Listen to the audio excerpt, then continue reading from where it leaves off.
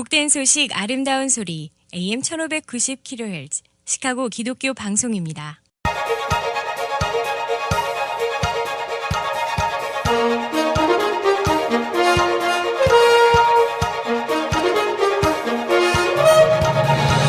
김정일 해설위원의 시사 해설. 세상을 넓게 봅니다. 삶의 지평이 넓어집니다.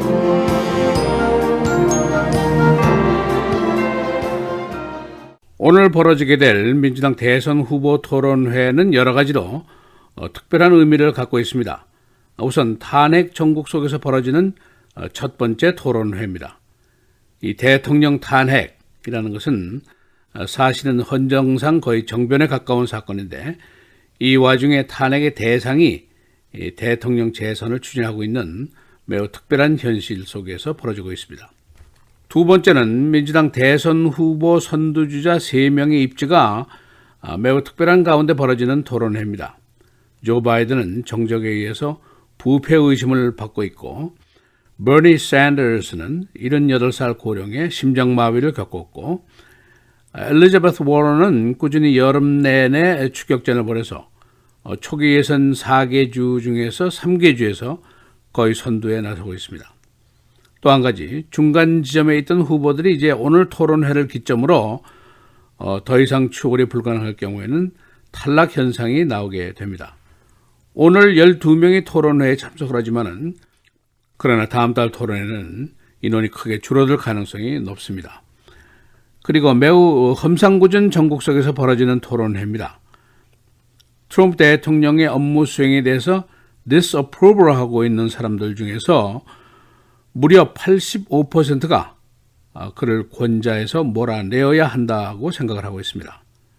그런가 하면은 탄핵 조사를 받고 있는 트럼프는 상대방을 반역이다, 구태타다, 밀란 봉기 가능성이 있다 등의 격렬한 언어로 맞대응을 하고 있는 시점입니다. 그래서 오늘은 토론회에 나서고 있는 후보들의 입지는 어떤 것인지, 또 전체적인 전국의 모습은 어떤 것인지, 여론의 향방은 어디에 있는지 알아보도록 하겠습니다. 이 선두주자인 조 바이든은 오늘 2개의 전선에서 싸움을 벌여야 합니다. 첫 번째는 민주당 대선 후보인 엘리자베스 워런과의 대결입니다. 그녀가 꾸준히 여름 내내 지지율을 넓혀갔습니다. 그녀의 과격한 정광에도 불구하고 세부적인 정책 소개에 성공을 했다라는 평가를 받고 있습니다. 조기 선거가 벌어지게 되는 4개 주 중에 아이오와, 뉴햄프셔, 그리고 네바다에서 조 바이든과 거의 맞먹는 수준의 지지도를 얻고 있습니다. 그리고 또 한 가지, 조 바이든에 대한 트럼프의 공격이 계속이 되고 있습니다. 지금까지 그 자신과 아들의 부패 혐의가 드러났거나 증거가 나온 것은 없습니다. 그러나 트럼프의 연속적인 무차별 공격이 힘을 발휘하는 것을 우리가 여러 번 보아왔습니다. 그리고 버니 샌더스의 오늘 무대가 큰 관심사입니다.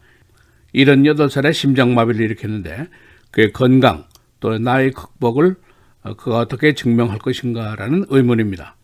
여전히 그의 혁신적인 정책 제시는 개혁을 꿈꾸는 젊은 세대들 그리고 근로자들의 큰 지지를 받고 있습니다. 그의 개미 군단의 정치 헌금, 이것이 그것을 증명해주고 있습니다. 그리고 엘리자베스 워런 상원의원, 지지율이 계속해서 상승세인데 그녀의 정책 제시는 여론의 지지를 받기에 충분했다 하는 평가입니다.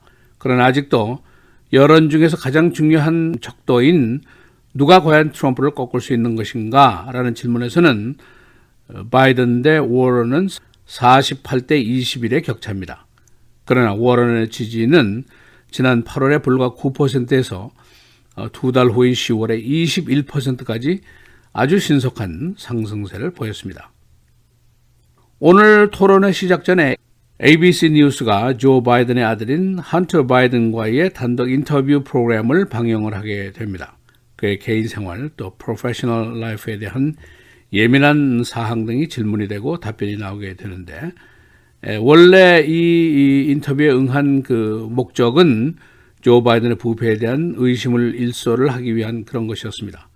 그러나 오늘 지금 이미 보도되고 있는 것들을 보면은 아들인 헌터가 유크레인 가스 컴퍼니와 관련해서 poor judgment를 했다라고 실토를 하는 장면이 나오는 것으로 보도가 되고 있습니다. 이것이 이제 방송에 나가게 되면은 꼭 목적대로 그렇게 되지는 않지 않겠느냐 하는 의심도 있습니다. 이번 탄핵 정국이 과거의 닉슨이라든가 클린턴 때와는 사뭇 다릅니다. 당시에는 부인하기 어려운 증거들이 나와 있었지만은 지금 트럼프는 모든 것을 부인하는 입장이고 탄핵이 상대방의 반역 행위다, 구태타다, 정부 전복 행위다 이렇게 역공을 펴고 있습니다. 그의 지지자들은 이러다가 밀란이 일어날 것이다 하고 겁주기 작전까지 벌이고 있습니다.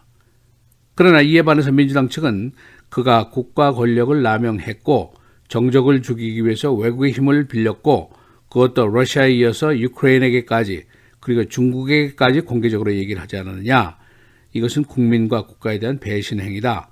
이렇게 피차 극명하게 다른 공격을 펴고 있습니다.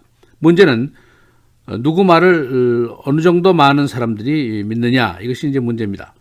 NPR과 PBS의 조사에 따르면 트럼프의 업무를 지지하지 않는 계층에서 무려 93%가 대통령이 정적을 겁주기 위해서 외국의 힘을 빌렸다, 용납할 수 없는 행위다라는 의견을 보이고 있습니다. 그리고 94%가 이것은 권력 남용이다라고 믿고 있고 93%는 그가 법 위에 군림하고 있다라고 생각을 하고 있습니다. 그리고 85%가 그를 반드시 권좌에서 물러나게 해야 한다 하는 주장을 펴고 있습니다. 그러나 반대로 트럼프의 지지층에서는 그에 대한 지지도가 80% 이상 변동이 없습니다. 전 국민의 20% 이상을 차지한다는 복음주의 기독교 Evangelical Christian 쪽에서는 트럼프를 탄핵하면 밀란 또는 내전이 일어날 것이다 라는 협박까지 하고 있습니다. 그래서 지금 정치 판도는 지난 2016년도에 그것보다 훨씬 더 분열적이고 더 양극화된 현상을 보이고 있습니다. 그러니까 이에 따른 양측의 전략도 다를 수밖에 없습니다. 트럼프 측은 그의 지지층을 단결시키고 흥분시키기 위해서 격렬한 언어 사용 또 행동을 계속하게 될 것이고 민주당 측에서는 맞불을 지르기를 계속할 것입니다. 초기에 어리둥절했던 조 바이든도 트럼프에게 beat like a drum, 북을 두들기듯이 그를 두들겨 팰 것이다 라고 기염을 토하고 있습니다. 양측이 모두 fighter, 싸움꾼이 필요한 상황입니다. 조지 W. 부시가 자신을 uniter, not a divider 라고 선언했었고 특히 이라크 전쟁 후에 그의 메시지는 I will bring American together 이런 말이었습니다. 그러나 이번 선거전에서는 uniter가 아닌 divider가 이기게 되어 있습니다. 그만큼 이번 선거전은 험상궂게 진행이 될 것이고 승자나 패자나 또는 미국 전체가 큰 상처를 입을 수 있는 선거전이 될 수도 있습니다. CNN과 뉴욕타임스가 오늘 주관하는 디베이트는 스윙 스테이트인 오하이오에서 벌어지게 됩니다. 이 선거전을 위해서 언론들이 소개하는 가이드라인들이 있는데 아주 중요한 이슈들과 그 후보들의 정견이 자세히 실려 있습니다. 예를 들면 climate crisis, economy, income inequality, education, gun violence, healthcare, immigration 이런 얘기들입니다. 내가 어느 후보를 지지한다 또는 지지하지 않는다 라고 할 때 그 이유를 이런 항목별로 제시하는 것이 정상입니다. 그냥 막연하게 나는 그가 좋다, 나는 그가 싫다라고 하면은 그것은 지적인 판단이라고 얘기할 수가 없습니다. 시사해설 김재일입니다.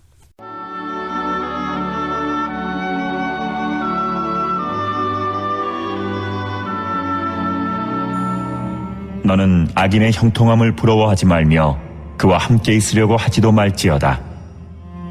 그들의 마음은 강포를 품고 그들의 입술은 재앙을 말함이니라.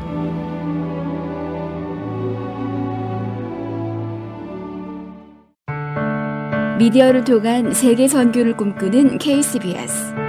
이제는 라디오가 없어도 KCBS 시카고 기독교 방송을 실시간으로 청취할 수 있습니다. KCBS 시카고 기독교 방송에서는 쉽고 간편한 라디오 청취 서비스를 제공합니다. 스마트폰 애플리케이션 서비스 안내 앱스토어에서 KCBS를 검색해 시카고 다운타운 그림의 KCBS 아이콘을 무료로 다운받아 설치하시면 스마트폰으로 실시간 KCBS 생방송 청취가 가능합니다. 정규 방송 시간 후에는 CBS 기독교 방송이 실시간 방송됩니다. 또한 시카고 기독교 방송 웹사이트 kcbs1590.org에서 생방송 듣기 메뉴를 통해 KCBS 라디오를 실시간으로 청취할 수 있습니다. 김정일 해설위원의 시사해설 방송도 스마트폰 KCBS 앱을 통해 매일 청취가 가능합니다. KCBS 앱의 왼쪽 상단에 위치한 메뉴에서 J킴 뉴스를 클릭하시면 다시 듣기 서비스가 가능합니다. 또한 페이스북이나 유튜브에서도 김정일 해설위원의 시사해설 진행 방송 청취가 가능합니다. KCBS 실시간 청취 서비스에 관한 자세한 사항은 시카고 기독교 방송 전화 847-583-영원구원 583-영원구원번으로 문의하시기 바랍니다.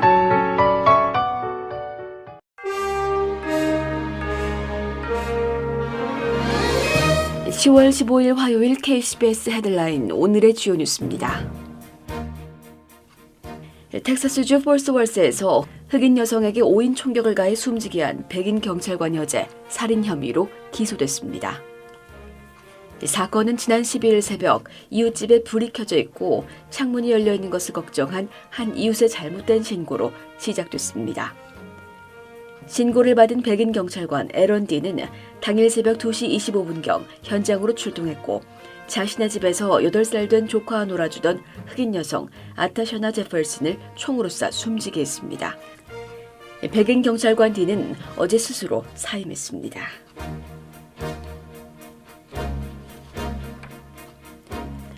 민주당 대선 경선 TV 토론회가 오늘 열립니다. 뉴욕타임스와 CNN 방송의 주관으로 오하이오주 웨스터빌에서 열리는 이번 토론회는 민주당 후보들 간 네 번째 TV 토론입니다. 이번 토론회에서는 민주당 경선주자 19명 가운데 12명이 참여합니다. 토론회에서는 트럼프 대통령에 대한 탄핵 조사가 핵심 쟁점이 될 것으로 보입니다.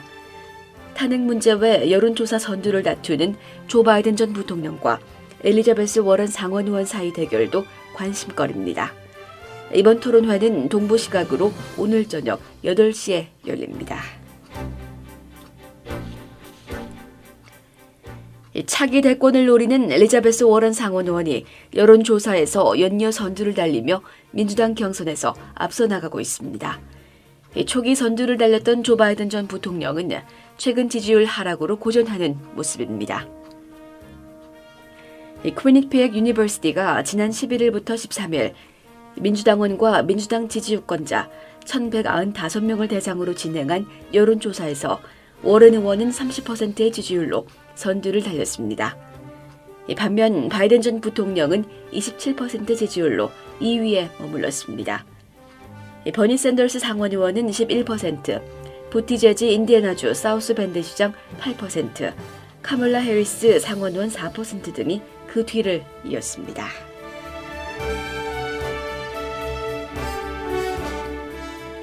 트럼프 대통령은 어제 유크레인 의혹을 촉발한 내부 고발자의 신원을 밝히고 그가 의회에서 증언하게 해야 한다고 지적했습니다.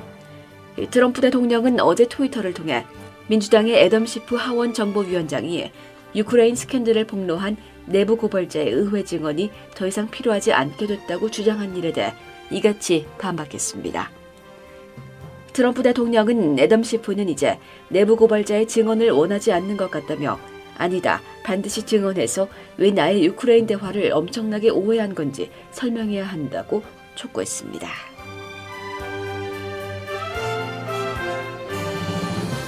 백악관이 최근 물의를 빚은 트럼프 대통령의 언론 학살 합성 영상을 강력히 규탄했습니다. 백악관 대변인은 어제 트위터를 통해 아직 트럼프 대통령이 그 영상을 보진 않았지만 그가 들은 모든 것을 근거로 영상을 강력히 규탄하고 있다고 말했습니다.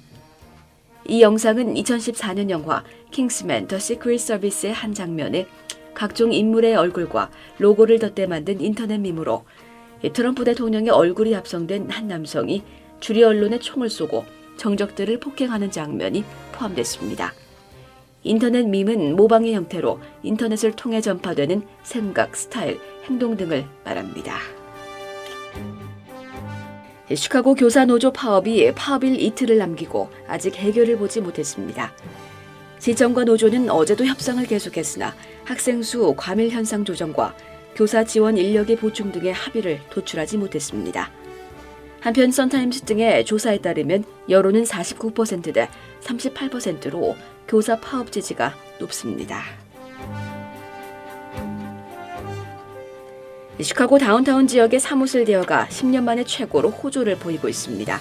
시카고 올드 포스트 오피스의 리스 계약 등과 함께 사무실 리스율은 작년 대비 7.4%가 증가했는데 공실률은 14.2%에서 13.1%로 줄었습니다. 서버브의 공실률은 22.8%입니다. 시카고시가 주택 내 가축 사육을 제한하는 시조례를 제안했습니다. 시 보건당국은 양개는 6마리 이하, 돼지, 양 등 4발 가축은 2마리 이하만 허가하기로 했는데 가축 사육자는 $25의 허가비를 내야 하고 인근 50피트 이내 지역의 거주자들에게 통보할 것을 의무사항으로 했습니다. 날씨입니다. 오늘은 구름 많거나 흐린 날씨 보이겠습니다. 최고 61도, 최저 42도. 내일은 대체로 흐리고 강한 바람이 불겠습니다. 최고 50도, 최저 38도. 목요일 대체로 맑겠고 최고 54도, 최저 38도. 금요일 대체로 맑고 흐린 날씨 보이겠습니다. 최고 60도, 최저 48도입니다.